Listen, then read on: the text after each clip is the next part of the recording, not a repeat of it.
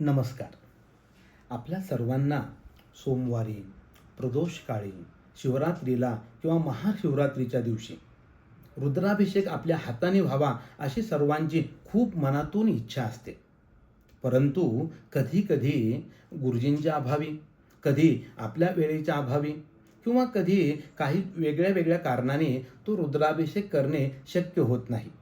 ह्या सगळ्यांची अडचण बघून आम्ही एक प्रयत्न करतोय की तुम्हाला ह्या रुद्राभिषेकाचा आनंद कसा देता यावा. आणि म्हणून आज ह्या महाशिवरात्रीच्या पर्वकाळी आपण एक तुम्हाला खूप छान पद्धतीनं रुद्राभिषेक करता यावा, त्या रुद्राभिषेकाचा आनंद घेता यावा म्हणून हा एक प्रयोग आम्ही तुम्हाला तुमच्यासमोर करतो आहे. आता आपल्या शास्त्रामध्ये रुद्राचं खूप महत्त्व आहे.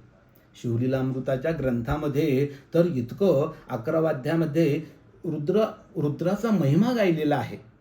त्या ठिकाणी असं म्हटलेलं आहे, चहुवेदांचे सार पूर्ण तो हा रुद्राध्याय परम पावन, त्याहून विशेष गुह्य ज्ञान भुवनत्रयी असेना, बहुत करी हा जतन, त्याहून अनेक थोर नाही साधन, हा रुद्राध्याय शिवरूप म्हणून श्री शंकर स्वये बोले.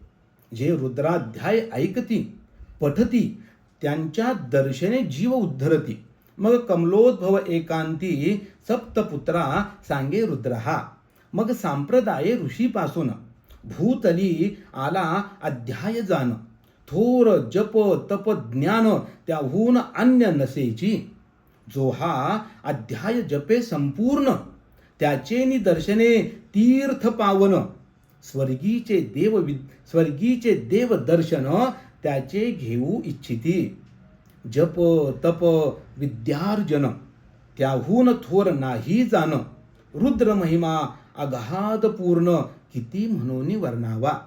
बघा ह्या रुद्राध्यायाचा किती महिमा आहे. आपण आता तोच रुद्राभिषेक करणार आहोत.